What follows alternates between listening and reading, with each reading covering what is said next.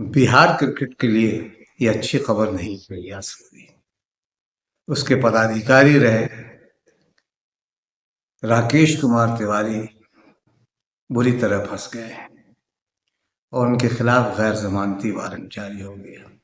कई तरह के आरोप हैं और ये आरोप गंभीर है।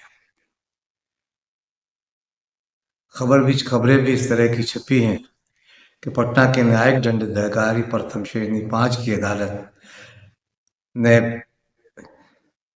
राकेश कुमार तिवारी, जो भारतीय बिहार क्रिकेट एसोसिएशन के पदाधिकारी रहे हैं, उनके खिलाफ गैर जमानती वारंट जारी कर दिया गया है।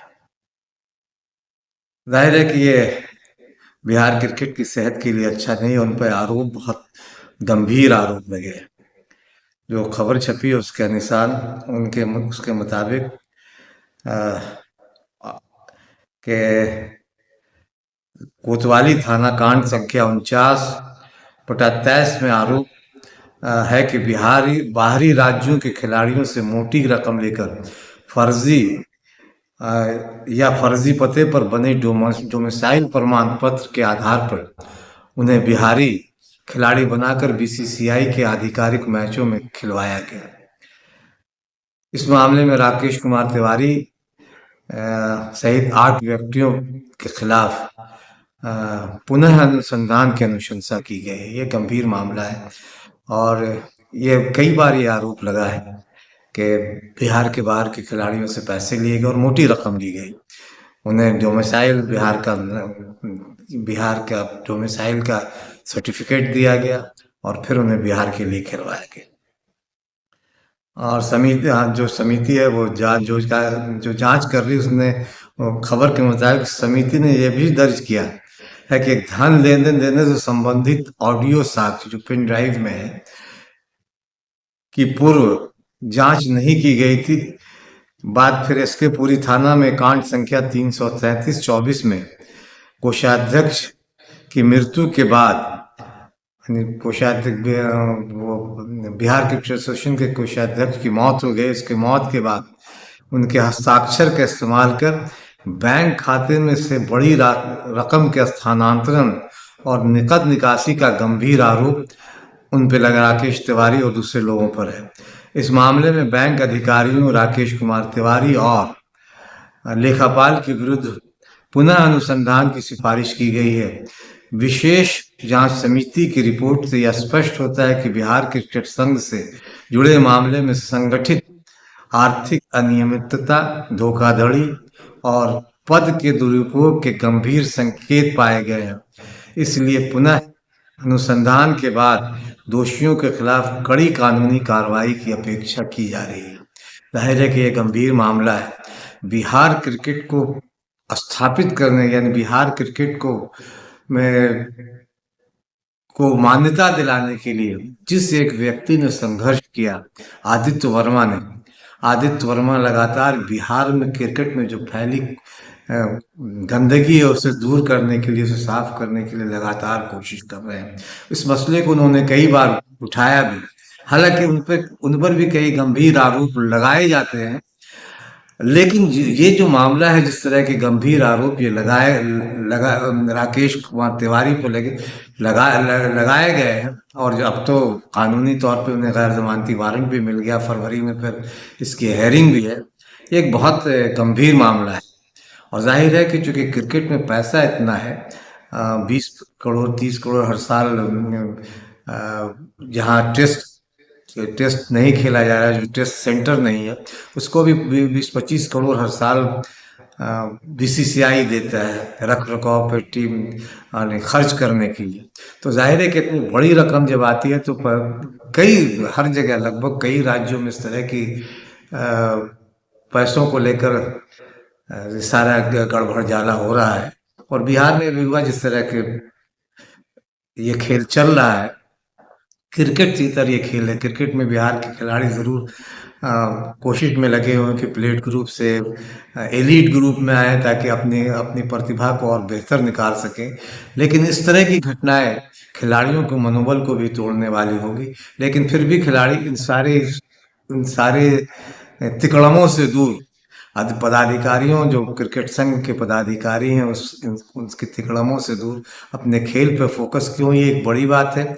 और बड़ी बात यह है कि आदित्य वर्मा जैसे लोग जो लगातार क्रिकेट को साफ सफाई में लगे हुए हैं, लेकिन उन पे, जैसा मैंने कहा कि उन पर भी कई तरह के आरोप लगे, लेकिन फिर बावजूद इसके वो लगातार, चाहे वो भारतीय क्रिकेट हो, बीसीसीआई को लेकर में, बीसीसीआई में जिस तरह का गड़बड़झाला चल रहा था स्पॉट फिक्सिंग के मामले, आईपीएल में आए थे, उस मामले को भी आदित्य वर्मा नहीं उठाया था। और उसके बाद एक जिस तरह का एक पूरा कलंक है, क्रिकेट के कालिक को साफ करने की कोशिश सुप्रीम कोर्ट की तरफ से हुई। हालांकि उसमें बहुत ज्यादा कामयाबी नहीं मिली, लेकिन एक कोशिश जरूर हुई। मामला अदालत तक गया, अदालत ने भी कई फैसले किए, और अब वो बिहार क्रिकेट को भी आदित्य वर्मा इसी तरह से में लगे हुए हैं कि बिहार क्रिकेट का भी मामला कुछ इस तरह से बिहार क्रिकेट में भी जो फैली गंदगी हो वो दूर हो, क्रिकेट साफ सुथरा। और बिहार की सबसे बड़ी चीज है कि बिहार की प्रतिभाओं को बिहार में मौका मिले।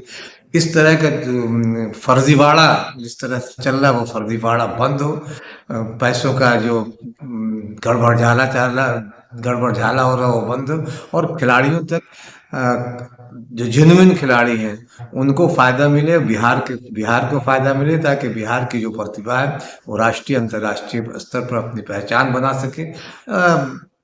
आदित्य वर्मा को सुनिए, उनका एक वीडियो आया है, वो शायद उनकी तीसरी कड़ी है।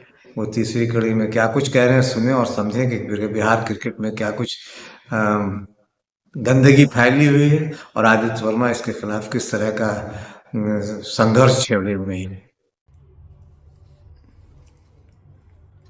नमस्कार। आज बिहार क्रिकेट एसोसिएशन पे सीरीज 3 मैं रिलीज करने जा रहा हूं। सबसे पहले तो बिहार क्रिकेट एसोसिएशन के इतिहास में शायद ये पहला मौका है कि आगामी 22 तारीख से प्लेट ग्रुप का रणजी ट्रॉफी फाइनल होने वाला है मोइनुल हक स्टेडियम पटना में। उसके लिए 15 खिलाड़ियों की सूची जारी हो गई, तो मैं 15 खिलाड़ियों को आशीर्वाद देता हूं कि जिसको भी मौका मिलेगा वो अपना बेहतरीन प्रदर्शन करेंगे। और बिहार क्रिकेट एसोसिएशन को भी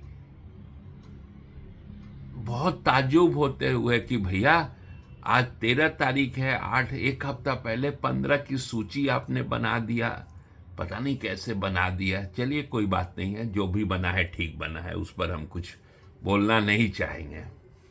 हम तो बोलना चाहेंगे कि मोइनुल हक स्टेडियम का जो गवर्नमेंट के साथ MOU साइन हुआ था उसका क्या हुआ, क्यों नहीं काम लगा अभी तक। स्टेडियम बनता तो अच्छी बात थी, लेकिन हमको तो सुनने में आया है कि वो MOU दिखाकर हिंदुस्तान के बड़े बड़े लोगों से बहुत कुछ ठग लिया गया है, किसी को कुछ देने के लिए, किसी को कुछ, उन सब चीज़ों में। क्योंकि ठग बिहार क्रिकेट एसोसिएशन और बिहार क्रिकेट एसोसिएशन में कार्यरत जो चुट्टा लोग हैं, ये लोग का एक गठबंधन है ठगी का, इसलिए उस पर हम कुछ बोलेंगे नहीं। वो तो समय बताएगा, हो सकता है 48 घंटा के अंदर ही बता दे, इस पर हम कुछ ज़्यादा बोलेंगे नहीं। लेकिन इतना जरूर बताएंगे कि सोशल मीडिया में कुछ चाटुकार जो आकर कसीदा गढ़ रहे हैं, तो सावधान हो जाएं, क्योंकि समय पलटते देरी नहीं लगेगा। जो कसीदा गढ़ा जा रहा है चैनल पर बिहार, तो मैं पूछना चाहता हूं, अरे बेईमानो, किस स्टेट में ऐसा होता है कि डिस्ट्रिक्ट क्रिकेट एसोसिएशन बदल के और हैक कर लिया जाता है? बताओगे तुम लोग? नहीं बताओगे ना, क्योंकि तुमको तो अपनी दुकानदारी चलानी है, इसलिए सावधान हो जाओ, ज़्यादा चाटुकारिता मत दिखाओ, नहीं तो समय आने पर लेने के देने पड़ जाएंगे, लेने के देने पड़ जाएंगे। कितनी बात बोलूं, क्योंकि मेरी अम्मा अस्पताल में ICU में एडमिट है, इसलिए थोड़ा मन उधर है, लेकिन मेरे माँ का आशीर्वाद मेरे साथ है कि बेटा तू अपना लड़ाई जारी रख, तू हारेगा नहीं। तो मेरी लड़ाई क्या है? मेरी लड़ाई है बिहार के क्रिकेट को आसमान में ले जाना। कैसे ले जाना है ये मुझे पता है। इसलिए मत सोचो कि तुम जीत गए हो, नहीं जीते हो। समय आ रहा है, बता दूंगा। कल अच्छा से बात करूंगा। ये सीरीज 3 है, क्योंकि हमको बिहार क्रिकेट एसोसिएशन ने जो प्लेट ग्रुप फाइनल का टीम अनाउंस किया, उस टीम को हमको अपना आशीर्वाद देना था कि अच्छा खेले, बिहार का नाम रोशन करे। बिहार किसी के बाप का नहीं है, बिहार का नाम रोशन होना चाहिए, चाहे जैसे भी हो। लेकिन सोशल मीडिया के जो चाटुकार कसीदा कर रहे हैं, वो सावधान हो जाएं, बस। और कुछ नहीं कहेंगे।